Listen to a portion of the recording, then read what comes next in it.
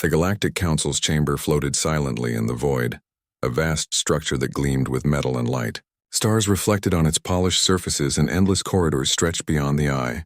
Representatives of countless civilizations gathered here, their forms and voices as diverse as the galaxies they came from. Some had translucent skin, some had scales, others were entirely mechanical. Yet for once, all were united in concern. At the center of the chamber, the council leader rose. His form shimmered with faint blue light, and his voice carried authority that made even the bravest beings pause. "The council's words are clear," he said. "Never threaten Earth. Its people are not to be harmed. Any attack will bring consequences your civilizations cannot imagine." A murmur spread through the chamber. Some delegates nodded solemnly. Others scribbled notes. The warning was simple yet absolute. Earth was special. It was young, yes, and seemingly primitive, but it was full of potential, intelligence, and creativity, qualities the council valued highly. Far from this gathering, on the edge of a remote star system near the Orion belt, a fleet of sleek, dark ships drifted through space. Their leader, Commander Vader, watched the council's warning through intercepted transmissions. He sneered. "Empty words," he said. His voice was harsh, metallic from a built-in vocal modulator. "They speak of consequences as if they could stop me. I have waited years for a prize like Earth. Its resources, its location, everything will be mine." The alien fleet, over 100 ships in total, stretched across the system like shadows cast by a dying sun.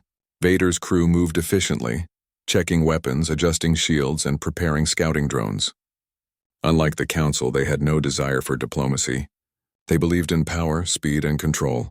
On Earth, life continued without concern. Cities glimmered with light as millions went about their daily routines.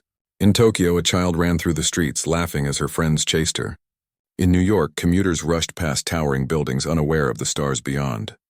In the deserts of Africa, scientists monitored telescopes, seeing the tiniest flickers of signals that puzzled them. Dr. Elena Marquez, a lead astrophysicist at the International Space Observation Center, stared at her monitor with growing unease. "There's something unusual," she whispered. Her assistant leaned over her shoulder. "Unusual how?" he asked. Elena pointed at the screen. A faint probe-like object moved at a speed that should have been impossible for anything we know. "It's coming from the Orion Belt region.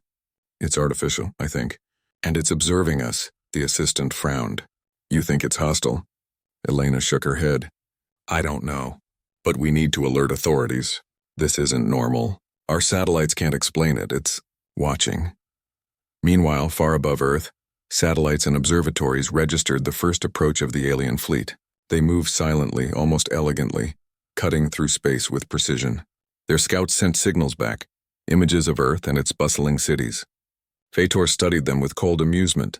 "Primitive," he muttered. "No matter. They will learn soon enough." The Council, meanwhile, waited. They hoped their warning would be enough to prevent any escalation. But they also knew something: the humans were unpredictable. That unpredictability, combined with their ingenuity, had made many civilizations underestimate them in the past. Vader's fleet crossed the boundary of the solar system without hesitation. Within weeks, automated scouts entered orbit around Mars and Jupiter, mapping defenses, resources, and points of vulnerability. They observed Earth closely, noting the cities, the oceans, and even the patterns of human military satellites. On Earth, scientists and military officials worked frantically to understand what was happening. Reports of strange signals and unidentified objects in orbit caused confusion and fear. News channels buzzed with speculation. Some dismissed the events as space debris or glitches. Others worried aloud. In Washington, D.C., the Secretary of Global Defense convened an emergency meeting. "We have no confirmed threat yet," he told the assembled leaders, "but we are seeing unusual activity near the edge of the solar system. I recommend immediate observation and readiness." A young officer, Lieutenant Harris, spoke up. "Sir, our satellites show coordinated movement, not random anomalies." "It looks like scouting." "They are observing, mapping." "Exactly," the secretary replied. "So far, it's not an attack, but we must prepare. Alert all space agencies, military commands, and research facilities. I want continuous monitoring and full readiness." Even as humans scrambled, Vader's fleet continued its approach. They saw humanity as fragile, predictable, and untested. But for Vader, that was part of the challenge. "We will strike swiftly," he said to his officers. Before the Council can intervene, before these humans understand what is coming, they will be an easy conquest. Yet in the Council's chamber, not all were confident. A young delegate from a minor star system spoke up. "Are we sure they understand the human potential?" she asked, her voice quivering slightly. The Council leader looked at her gravely. "Humans are dangerous in ways many cannot predict. That is why we must issue clear warnings. We protect them, not because they are weak, but because their strength is extraordinary in subtle ways. Let us hope those who threaten them do not learn too late." Back on Earth, Dr. Elena Marquez continued her observations. "We need to track it continuously," she said to her team. "If it's just a probe, fine. But if it's scouting for an invasion, we have to know." The team worked late into the night analyzing the signals, triangulating the probe's position, and comparing it with historical space anomalies. They had no idea how close they were to witnessing the beginning of a conflict that would define humanity's future. In the darkness of space, Vader's scouts sent detailed data back to the fleet. They reported Earth cities, military installations, and communication networks. Vader examined the data with satisfaction. "Their weapons are primitive, their ships slow, and their minds limited. We will not fail." But the Council was watching silently. They observed the fleet's movements, noting the arrogance and overconfidence. They knew that humans, though young and untested, had a history of resilience, creativity, and adaptation. This knowledge was both hope and warning. On Earth, the first probe landed quietly in an uninhabited area in the Nevada desert. Its arrival was so subtle that no one noticed for hours. Yet the instruments of Dr. Marquez's team detected the landing immediately. A soft beep on her monitor indicated that the probe was operational, sending back high-resolution images of its surroundings. "It's analyzing the terrain," Elena said, leaning closer. "Look at the detail. Every rock, every plant. It's studying us, it's preparing." Her assistant, tense, swallowed hard. "What do we do?" Elena's eyes hardened. "We observe, we prepare, and we hope the Council's words are enough to stop what's coming." Far beyond the probe, Vader prepared the next phase of his plan. "Soon the humans will know fear," he said. "They will see the true power of our fleet. And the Council will see that warnings mean nothing." But in the Council's chamber, a ripple of unease passed among the members. They had seen arrogance before, and they had seen humans respond in ways others never anticipated. The warning was clear. Ignoring it could lead to consequences far greater than any civilization expected. And so the stage was set. Across the vastness of space, two destinies were converging. One side, confident in its might and dismissive of warnings. The other, unaware of the coming storm but brimming with potential, ingenuity, and a spark that had survived centuries of challenges. In a few short weeks, Earth's life would be forever changed. And the Council's words, clear as they were, might prove to be the difference between survival and destruction. The probe in the Nevada desert continued its silent observation, unaware of the humans watching it. And for the first time in decades, the Council waited, not just for the actions of the aliens, but for humanity to show what it was truly capable of. The warning had been given, and now the universe would see what happened when it was ignored. The alien probe in the Nevada desert remained hidden under the cover of darkness. It glimmered faintly, scanning the Earth with precise movements, capturing every detail of the terrain, every feature of the desert flora, and even the distant outline of human settlements. It emitted signals toward the approaching fleet, relaying data to Commander Vader, who waited in orbit several million kilometers away. Back at the International Space Observation Center, Dr. Elena Marquez and her team worked tirelessly. Hours of analysis had begun to reveal the probe's pattern. "It's not random," Elena said, leaning over her console. "It's moving strategically, scanning areas we haven't even noticed. And these scans, they're not just for mapping, they're studying behavior." Her assistant, Raj, frowned. "Behavior? You mean humans?" Elena nodded. "Exactly. Every movement, every energy signature. It's observing us as if we're a subject in an experiment." Word of the probe spread quickly to national space and defense authorities. Satellites from around the world picked up the object, confirming the team's findings. The United Nations held an emergency session, streaming data to member nations. "Colleagues," said the Secretary of Global Defense, Addressing the assembly through a holographic projection, we are witnessing our first undeniable contact with extraterrestrial technology. The probe shows sophisticated intelligence. We cannot ignore it. We must prepare for possible escalation.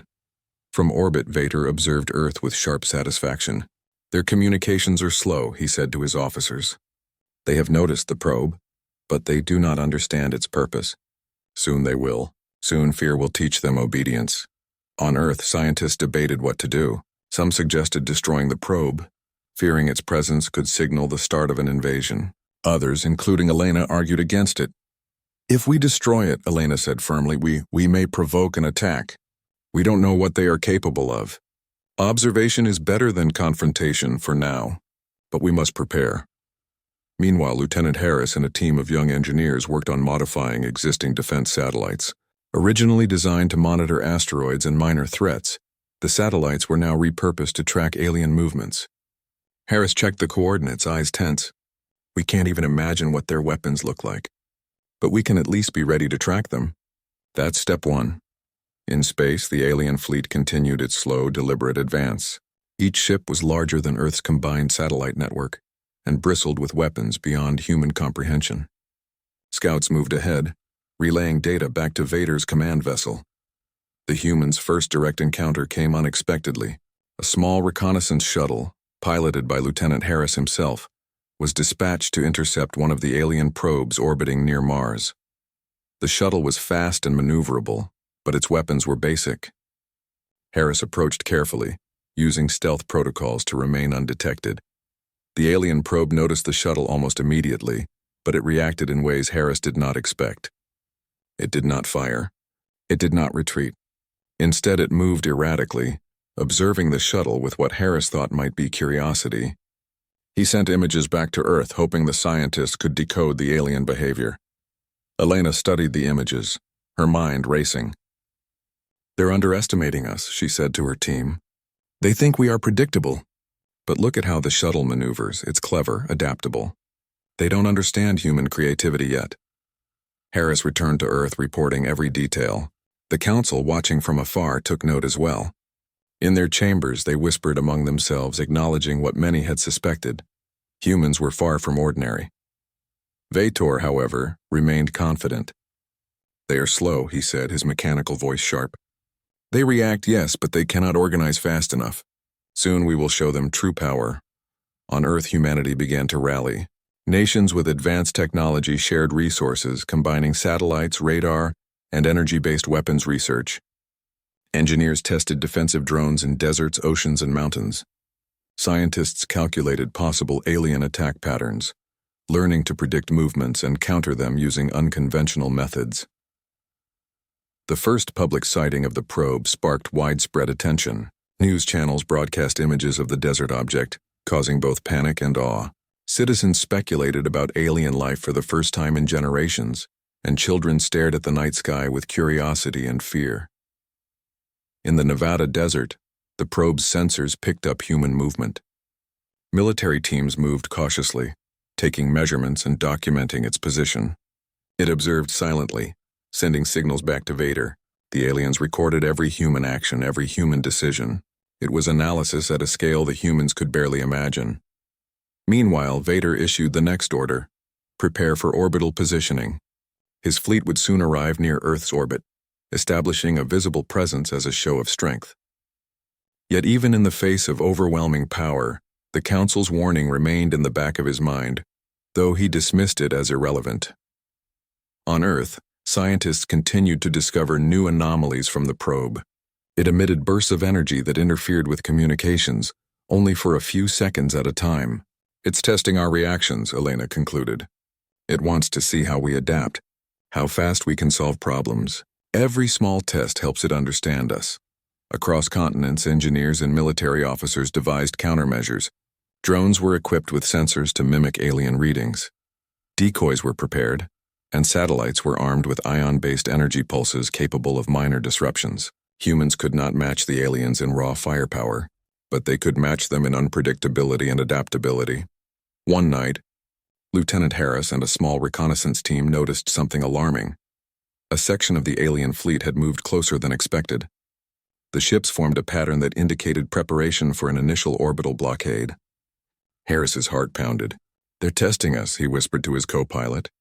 "We're on their radar now. This is just the beginning." Elena received the data immediately. "We need to alert the governments," she said, urgency clear in her voice. "This is more than observation. The fleet is positioning itself for a possible strike." Across Earth, alerts were issued. Satellites and early warning systems were put on maximum readiness. People watched the skies with wonder and apprehension.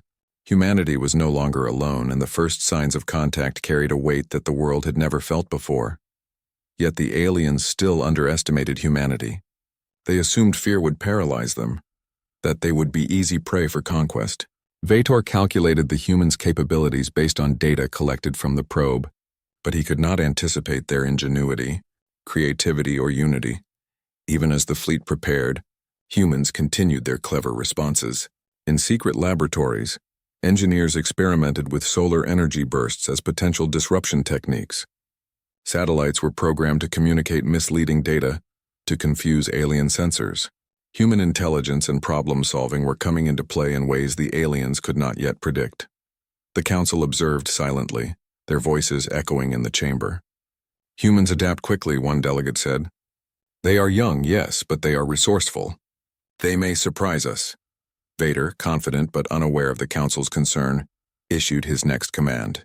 "Position the fleet near the moon's orbit. Scan for energy sources, weapons, and weaknesses. When the time comes, Earth will fall swiftly." Back on Earth, Lieutenant Harris returned from a high-orbit reconnaissance mission. He reported, "They are in position near the moon. Not attacking yet, but they are ready. Our predictions were correct. They are testing us. But they have not seen what we can do." Elena and her team nodded grimly. "We have limited time," she said. "We must analyze every piece of data, prepare every defense, and think like they think. But more importantly, we must think like humans. They will never predict our creativity." In the dark expanse of space, the first real contact was complete.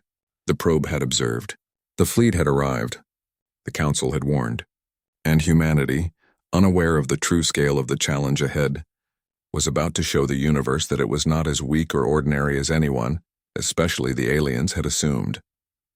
For the first time in history, the Earth held its breath, not knowing whether it was about to face destruction or whether it would rise in a way the galaxy had never seen before. And far above, in silent orbit, the alien fleet prepared, unaware that the humans they dismissed were already planning, already adapting, and already proving that creativity, courage, and unity could challenge even the most advanced forces in the universe. The stage was set. The first contact had been made, and humanity's story, the one that the council had warned others not to interfere with, was just beginning. The moon glowed softly against the backdrop of space, its silent surface belying the tension that hummed in orbit above Earth. The alien fleet, sleek and immense, loomed in a near-perfect formation. Each ship bristled with weapons beyond human comprehension, and yet within the bustling control rooms of Earth's Defense Command, humans were not afraid. They were determined. Lieutenant Harris stood in the command center watching live feeds from satellites and reconnaissance drones. "They're confident," he said, his eyes fixed on the alien formations. "They think we are still unprepared, that we will panic when they move." Dr. Elena Marquez, standing beside him, shook her head slightly.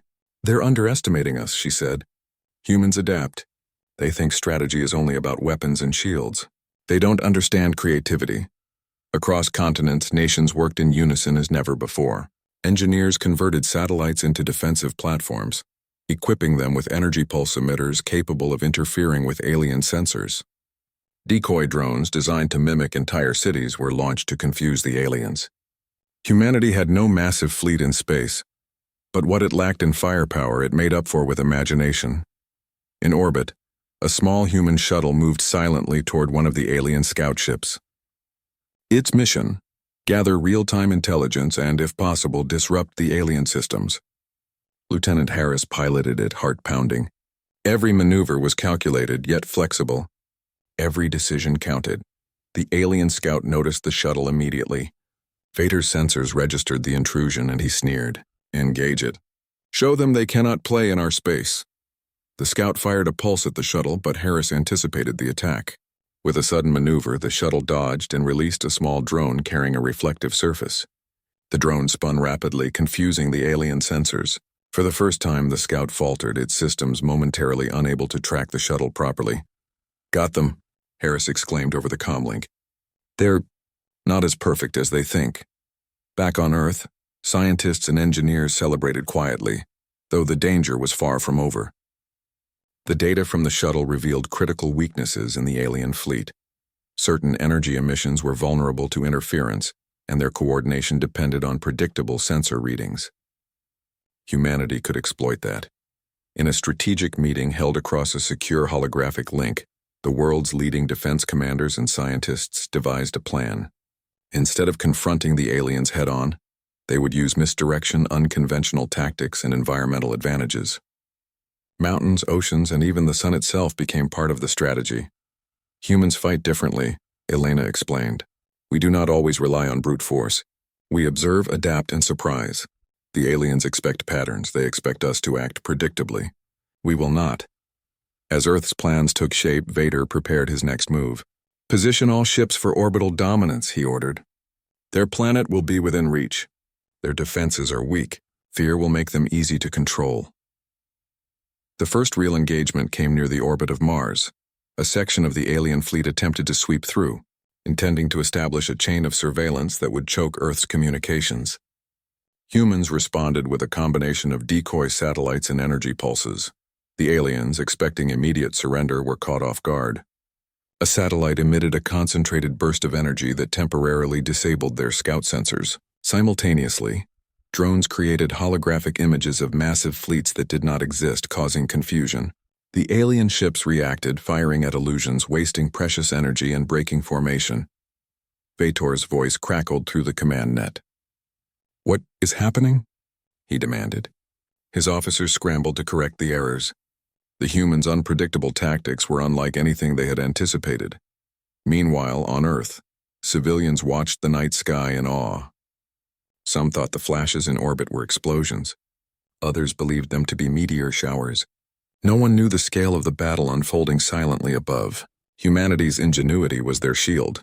Their creativity, their courage was their weapon. Lieutenant Harris maneuvered the shuttle toward a key alien vessel. Using the information gathered earlier, he deployed a small device designed to interfere with the ship's navigation.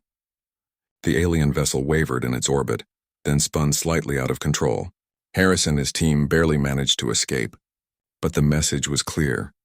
Humans were no longer passive observers. In laboratories across the globe, engineers experimented with new devices inspired by the shuttle's success.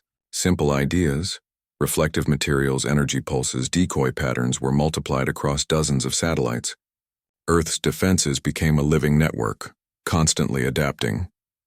Vader's fleet, however, still had the advantage of sheer power. He unleashed a concentrated attack toward the moon, intending to establish a blockade. Human sensors detected the incoming energy bursts. A team of young engineers quickly calculated the trajectory and used a series of decoys and redirection techniques to mislead the alien weapons. The pulses harmlessly struck phantom satellites, leaving the real defense satellites untouched. Harris's shuttle relayed the data back to Earth. "They're predictable," he said with a grin. "They follow patterns. We just have to make them think differently." Elena nodded, her eyes bright with determination. "Exactly. Humans can adapt faster than they can anticipate, and we will." Even in the midst of tension and fear, a sense of unity spread across Earth. Engineers, scientists, and military personnel worked together, blending logic and imagination. Farmers, students, and volunteers helped in ways large and small, tracking satellites, analyzing data, and even launching small observation balloons to test atmospheric interference techniques. Humanity was mobilized in a way no alien fleet could have predicted. Meanwhile, the alien fleet's morale began to waver. Ships that were supposed to coordinate perfectly now acted in confusion. Vator's officers struggled to restore order. "They are interfering with our systems," one reported. "It's unusual." "They are humans," Vader said, his mechanical voice tinged with irritation. "They should be weak, yet they are different, adaptable, clever." Near the moon, the first direct confrontation occurred. A group of alien ships attempted to target the newly deployed human satellites. But humans anticipated this. Using synchronized bursts from several satellites and decoy devices, they created an artificial interference field. The aliens' targeting systems failed. Lasers and energy beams struck empty space. Harris's shuttle moved in to deliver the final disruption device. It clung to one of the alien vessels, deploying a small network of reflective energy panels. The ship's sensors were overwhelmed, leaving it temporarily disabled. Harris pulled away just as the alien fleet began to regain control, sending back live data to Earth. Across the planet, the world's leaders and scientists watched the reports in disbelief and pride. Humans had struck back, and they had done so not by matching alien firepower, but by using creativity, unpredictability, and intelligence. In orbit, Vader stared at the screens. He had anticipated fear, hesitation, and surrender, but not this. Humans adapted faster than expected, finding solutions that no one had calculated. Even the Council had underestimated humanity's ingenuity. On Earth, Elena turned to Harris. "This is only the beginning," she said. "They may return in greater numbers. But we have shown them something important. We are not helpless. We are not predictable. We are human." Harris nodded, his hands still on the controls. "And they will remember that," he said. "Every move we make now teaches them that. Every action shows them that we are not ordinary." The alien fleet, shaken but not defeated, began to retreat slightly, reorganizing their formation. They had underestimated humans' adaptability. Vader realized that brute strength alone would not secure Earth. Strategy, ingenuity, and rapid adaptation, these were the humans' greatest weapons. And yet, in the silence of space, the humans could only breathe for a moment. The battle was far from over. The alien fleet was immense, their technology advanced and their determination unyielding. But humanity had made its first stand, and in doing so, had begun to prove why the Council's warnings had been so important. The first victories, though small in scale compared to the alien threat, carried a message across the void. Humans would fight. Humans would adapt. And humans, when united and creative, could achieve what others considered impossible. In the dark stretch of orbit above Earth, satellites blinked, drones hummed, and humans watched the skies with resolve. The first contact had evolved into the first battle, and humanity had struck back with courage, intelligence, and ingenuity. The stage was no longer just one of observation. It was now a battlefield where creativity mattered more than raw power, where thinking differently mattered more than following protocol, and where the humans of Earth had begun to show the galaxy that they were not ordinary at all. And far beyond, in the cold expanse of space, Vader and his fleet realized a harsh truth. Underestimating humans had been a mistake. The alien fleet hovered in orbit around the moon, their massive ships casting long shadows across its silent surface. Commander Vator watched through the main observation screens, irritation flashing across his mechanical features. Humans were not surrendering. They were not panicking.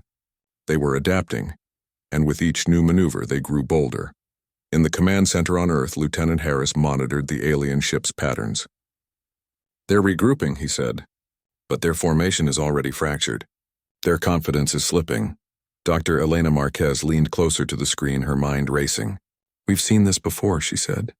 "When faced with unpredictability, many advanced civilizations crumble. Humans are unpredictable. They exploit every opening. We just need to give them the chance."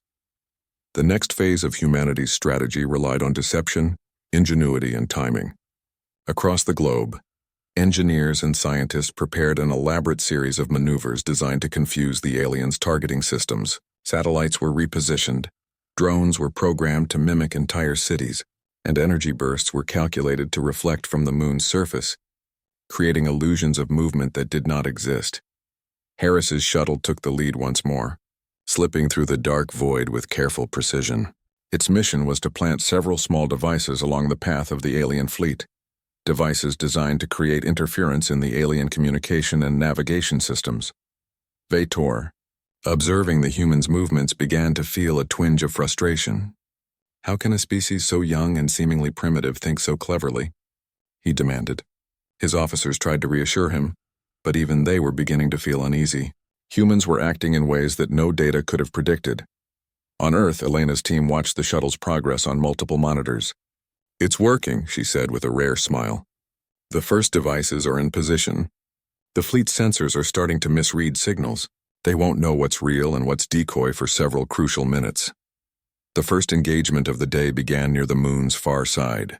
The alien ships fired energy pulses at what they believed to be human positions, only to find themselves striking holographic decoys. Real satellites and drones slipped through the gaps unnoticed, delivering interference that caused the alien fleet to break formation. Harris activated one of the interference devices, and the alien flagship blinked on the sensors, first one error, then another, until the ship was uncertain of its own location. Confusion spread rapidly through the fleet. Vader's officers barked orders, but the humans' unpredictability had created chaos. "Divert fire," Vader shouted. "Do not strike until you are certain." It was exactly the opening humanity needed. Using the disrupted communication networks of the alien fleet, Earth's satellites coordinated bursts of energy toward the fleet's weaker sections. The energy pulses were precise, calculated to overload sensors and temporarily disable weapons. Several alien ships faltered, and for the first time, the humans realized they could directly affect the enemy's capabilities without engaging in full combat. On the ground, people watched the skies as unusual flashes lit the night. Though most had no idea what was happening, the spectacle ignited a mix of awe and hope. Across continents, humans worked in harmony, combining scientific ingenuity with courage and creativity. Meanwhile, in orbit, Harris maneuvered his shuttle toward a cluster of alien vessels attempting to restore their systems. Using small mobile interference devices, he created signals that mimicked fleet-wide commands.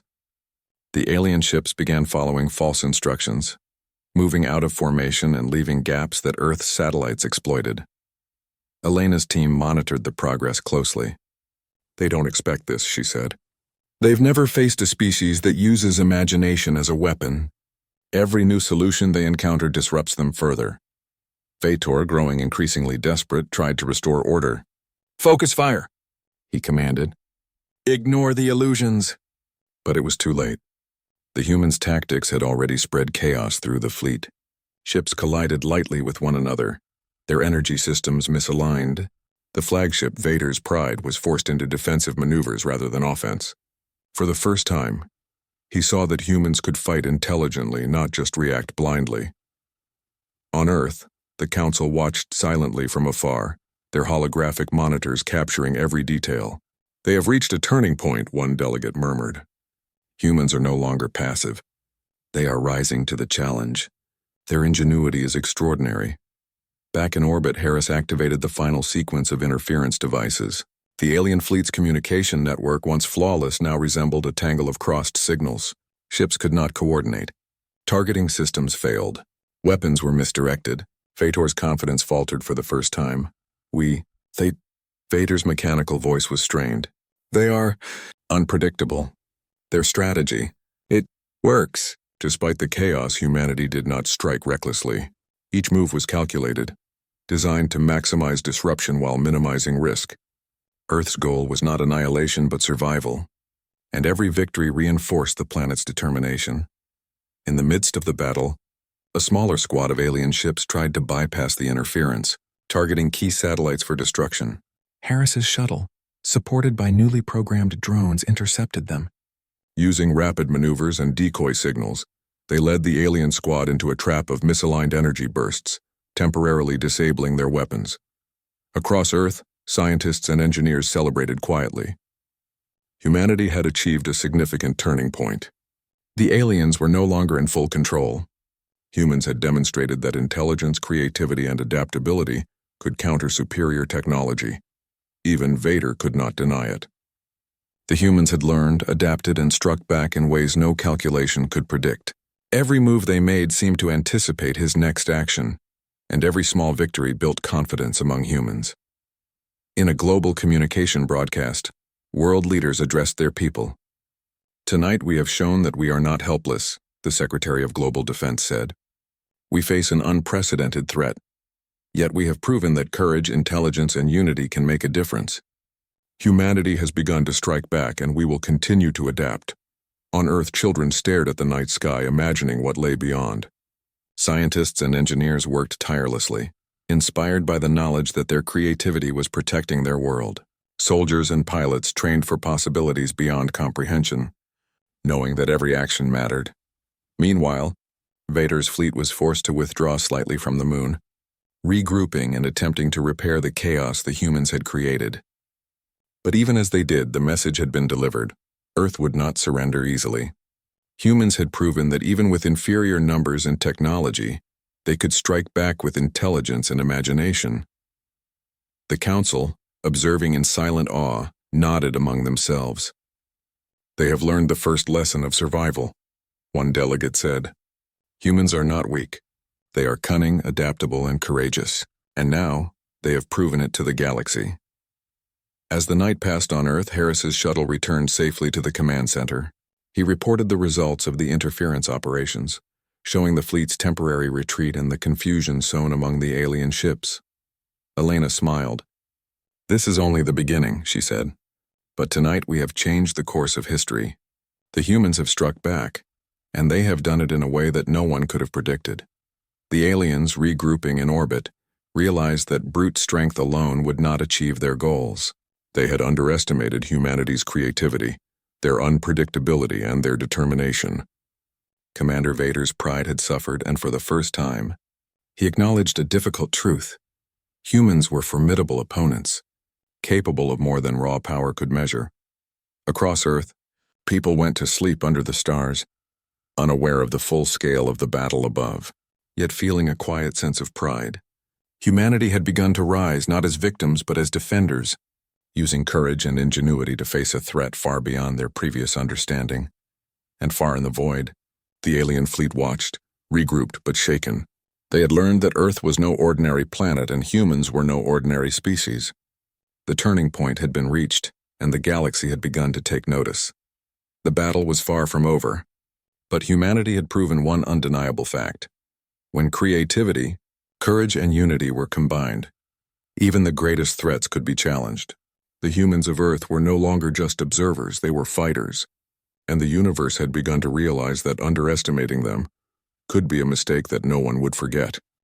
The alien fleet drifted in orbit, battered and disorganized. Commander Vader stared at the displays, his mechanical voice strained with frustration. They are stronger than we anticipated," he admitted to his officers. "Their tactics, their unpredictability, it is extraordinary. We cannot force them into submission with power alone." On Earth, the news of humanity's success spread slowly as governments and scientists coordinated to prevent mass panic. Still, there was pride and awe. Across continents, people whispered about the bravery of those in orbit, the ingenuity of scientists, and the courage of engineers and pilots who had defended the planet.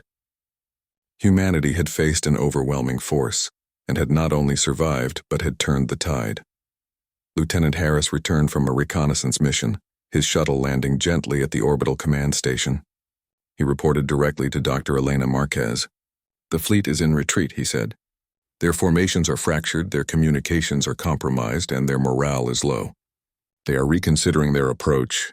Elena nodded, eyes bright. "We've shown them what humans can do, not just with weapons, but with intelligence, creativity, and courage.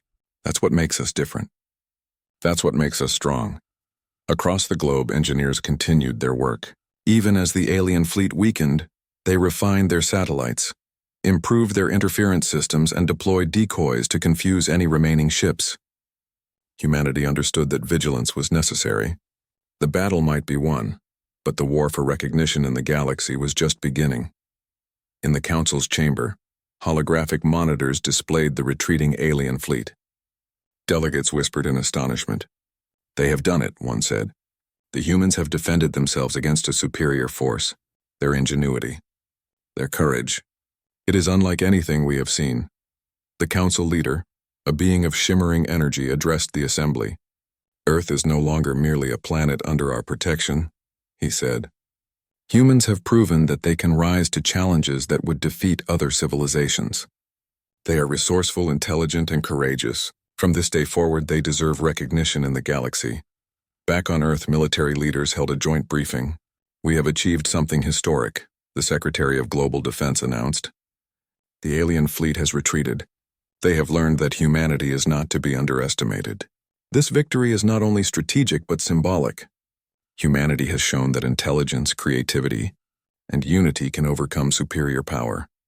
As the world celebrated cautiously, Harris and Elena prepared for a final mission, a coordinated message of communication to the alien fleet, asserting humanity's presence and capabilities, using a combination of satellite relays and deep space signals.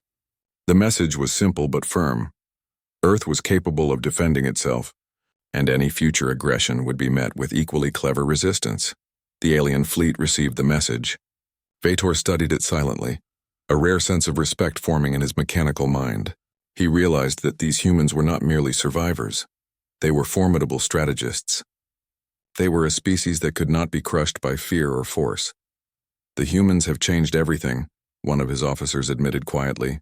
"They are not what we expected." "Correct," Vader said, his mechanical voice thoughtful. "We must reconsider our approach. They have potential, intelligence, determination. They are no longer ordinary."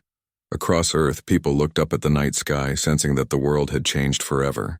Children imagined the stars differently, seeing them not just as distant lights but as realms filled with possibilities. Scientists pushed forward with research at unprecedented speed, inspired by the knowledge that their planet had just proven itself to the galaxy. In orbit, Harris reflected on the battle. He had faced fear, uncertainty, and overwhelming odds. Yet he realized that humanity's true strength lay in something more than technology. It lay in the ability to think, to adapt, to cooperate, and to surprise. It lay in the human spirit which no weapon could fully measure or predict. The Council, watching quietly, recorded every detail of Earth's defense. "Perhaps," one delegate mused, "humans will not only survive but thrive. Perhaps they will become protectors of their world and, eventually, allies to other civilizations who respect intelligence and courage." On Earth, reconstruction and vigilance became the order of the day. Cities repaired minor damages caused by minor orbital debris. Satellites were improved and fortified. Communication networks were strengthened. Humanity knew that the galaxy was now aware of their presence, and preparation was essential. Dr. Elena Marquez addressed the global scientific community via live broadcast. "We have seen what humans are capable of," she said. "We have faced an unprecedented challenge and risen to it. Let this be a reminder. We are capable of more than we imagine.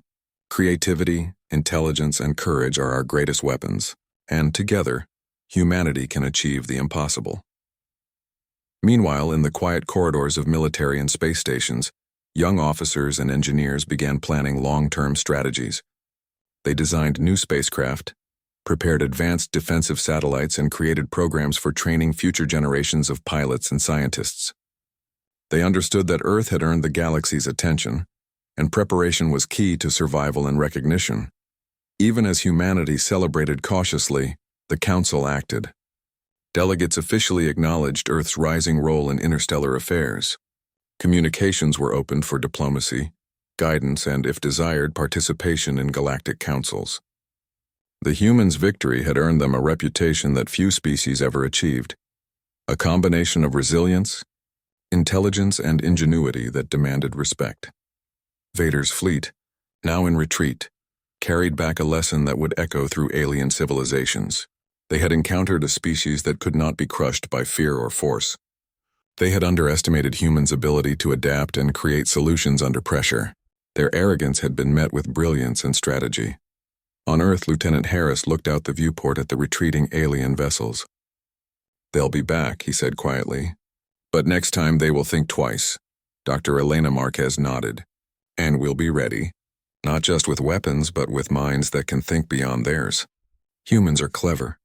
Humans are adaptable. Humans are ready." The night sky was quiet once more. Satellites blinked softly in their orbits. Drones hummed in their stations, and humans on the surface of the planet went to sleep under the stars. Earth had survived. Earth had learned. And Earth had proven its worth. In the Council's chambers, the delegates whispered with respect. "They have risen to the challenge," one said. "They have shown that intelligence, creativity, and courage can defeat even overwhelming odds. Earth is no longer a simple world. Humans have earned a place in the galaxy. And far beyond, in the cold reaches of space, other civilizations began to take notice. The humans of Earth were no longer an unknown species. They were a force to be acknowledged, respected, and perhaps one day allied with. For humanity, the future was open and vast. New discoveries awaited in the stars, new challenges awaited in the void, and new opportunities awaited in alliances with distant civilizations. Yet one truth had been established. Earth would never again be underestimated, and humans would never again be seen as ordinary. Lieutenant Harris smiled as he looked at the stars. "We did it," he whispered. "We showed them what humans can do." Dr. Elena Marquez joined him, her gaze steady. "This is just the beginning. Humanity will continue to grow, learn, and explore, and the galaxy will remember this day." In the months that followed, humanity strengthened its defenses, expanded its knowledge, and prepared for a future where the universe was no longer distant and unknown, but a place where humans could stand proudly. The Council formally recognized Earth as a species of potential and promise, worthy of respect and protection, but no longer just protection. Humans were now acknowledged as capable defenders of their world, a species that could inspire, challenge, and even lead the alien fleet. Humbled and wary, retreated to distant sectors, their arrogance tempered by experience. They had faced humans and survived, but they had learned a lesson. Earth was not a world to conquer lightly. And on Earth, as dawn broke over mountains, oceans, and cities, people looked up at the sky with new hope. Humanity had faced the unimaginable, adapted, and triumphed. The Council's warning had been heeded by some, ignored by others, but humans had proven their value in a way no one could doubt.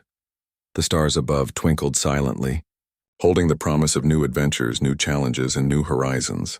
Earth had survived. Humanity had proven itself. And the galaxy had begun to recognize the extraordinary power of the human spirit. For in courage, creativity, and intelligence, humans were unmatched. And the universe had no choice but to take notice.